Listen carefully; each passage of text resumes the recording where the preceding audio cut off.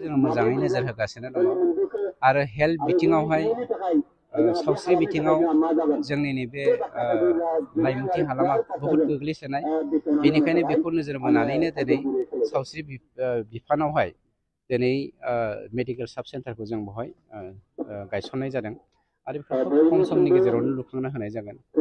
थांखिया बेनो गाहाम देहा थायोब्लासो जोङो बड'फा इउ एन ब्रह्म बिथांनि जा साननाय गेरेमसा हारि दानायनि मिजिं बे मिजिंखौ जों जाफुंहोनो हागोन। ओंखायनो सोलोंथाइ सावस्रि बिफान गाहाम देहा बेखौ जोङो नोजोर बोनानैनो जोंनि सरकारा खामानि मावगासिनो दङ। ओंखायनो इडुकेसनखौ जों बांसिन गुरुत्त' होदों आरो इडुकेसनजों लोगोसे सावस्रि बिफाना जोंना पेरेलेलि थांगासिनो दङ।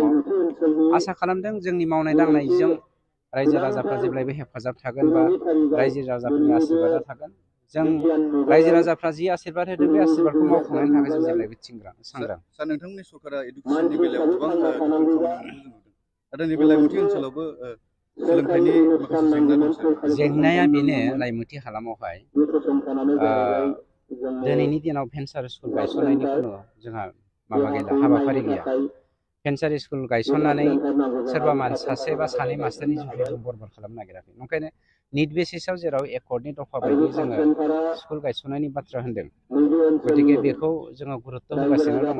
प्लास दिनै बे हालामावहाय जोंनि एडनि गेजेरजों बिथांमोना NGO हिसाबै जा खामानिखौ मावगासिनो दङ बेखौ जोंनि गभर्नमेन्टनिफ्राय फुलि सापर्ट दङ।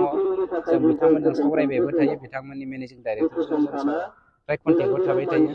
गतिके निट बेसिसाव जों गायसननो हाया जानसिमलागै बिथांमोना जेराव इडुकेसनखौ डेभेलप खालामगासिनो दंखायो, जोंनि मरेल सापर्टआ जेब्लायबो दङ। दायो बावैसो बिबुंथि लाखिदों जे नैबे ओनसोलनि जिथुनाखि हाखौ फाननानै माखासे डेफिनेटलि फरेस्टनि हाखौ बे ओनसोलनि नङा जेरावबो फाननो मोनखाया, खिन्थु बे हालामनि हाखौ दासो जोङो प्रसेस खालामगासिनो दङ होनायनि। बेनि सिगांनो 2 लाख 2.5 लाख थाखानि फानगासिनो दङ। गतिके फाननो हाया बे हाखौ जोङो फरेस्टआ सेनो थांफिनगासिनो दङ। सेनानै जोंहा कमिउनिटि लेन्डनि गोनांथि दङ, स्कुल लुनांगौ, हस्पिटाल लुनांगौ, बायदिसिना हाट बाजार खालामनायनि खोथा थायो। डेभेलप खालामनोबा जोंनो हानि गोनांथि दङ। जाय दादागिरि खालामनानै हा फानदों बे हाखौ जोङो सेफिनजोबनो नागिरदों फरेस्ट डिपार्टमेन्टआ। बेखौ आं अलरेडि आंनि डिपार्टमेन्टनिफ्राय अर्डार होखानाय जाबाय। बिथांमोना गनायनाय जों आइ डन्ट केयार। बिथांमोना हा दानदों, हाग्रा बेखौ फानदों आरो गुबुन हाग्रा सिफायदों। सोरनिबा दादागिरिखौ जों सहायनो हाया आरो रावबो दादागिरिखौ जोंनि सरकारा मानिया।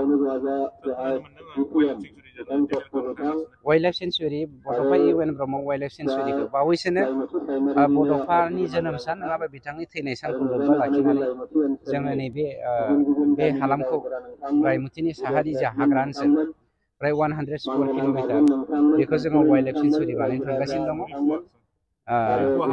रिपुआ मोननै पार्ट दङ। बेनिनो मोनसेखौ जोङो मा होनो जोहोलाव जोंनि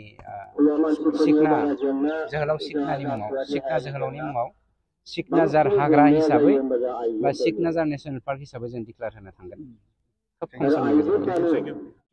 जोंनि पाब्लिकनि ग्राम सभानि आङो प्रेसिडेन्ट। दा जोङो नैबेहाय बसबास खालामफैनाया जोङो 2005नि एसे आगोलनिफ्रायनो जों बेवहाय बसबास खालामनो थादों। जोङो बिदिनो निखावरि जों गरिब बर'फोर आरो जोङो बेबायदिनो बे हाग्रा बंग्राखौ जोङो जबरदस्ति थाफैनाय जाहैबाय फरेस्टनि आयेनाव। अब्लाबो जोङोखौ दा थानो होबाय आरो जोङो बेबायदिनो गोबां दुखु जोङो भुगिनांबोदों। बिदिनो ओरै सानजाजों थानाय, सोनाबजों थानाय, ओरै लावफानि दैमा दं, ओरै सामफुर दैमा दं। जोंहा बिदिनो दैज्लां जाब्ला जोङो बे दैखौ बारलांनो हाया। बिदिनो लोमजानाय बेमार आजार जायो आरो बिदिनो आइजोफ्रा बिदिनो डिलिभारि बिदिनो इमारजेन्सि माबा डक्टरजों अपारेसन खालामजानो गोनां, बिदिनो जोंहा थाबायलांनो मानो बेबायदि जोंहा गोबां खहा जालांदों आरोखि। माखासे थैनानै थांदों बिदि हास्लाबियाव, माखासेया बिदिनो खुनुरुखुम आदा मरायै बासिना दङ। आरो जोङो बे जेब्ला 2005नि एसे माबा फैबावो 10सिम बेनिफ्राय जोङो जोंनि जे सरकारनि मोननांगौ जोंबो बे रायजोनिनो बे देशनिनो जोंबो मानसिखाय, जों बर' मानसिखाय जोंबो जोंनि सरकारनिफ्राय जि मोन्थाय दं जों बेखौहाय जोङो आसा खालामदोंमोन। जोङो मानसिनो जोङो मा नांगौ, बिदिनो 1 नम्बराव लामा सामा, स्कुल आरो फाहामसालि, बे डक्टर मेडिकेलखौ जोङो नांगौ। आरो लामा सामा नांगौ दालां नांगौ होननानै जों बिबाय थादोंमोन जोङो हास्थायबाय थादोंमोन खेंखायबाय थादोंमोन जोङो मोनाखैमोन खिन्थु जोङो दिनै नैबे दिनै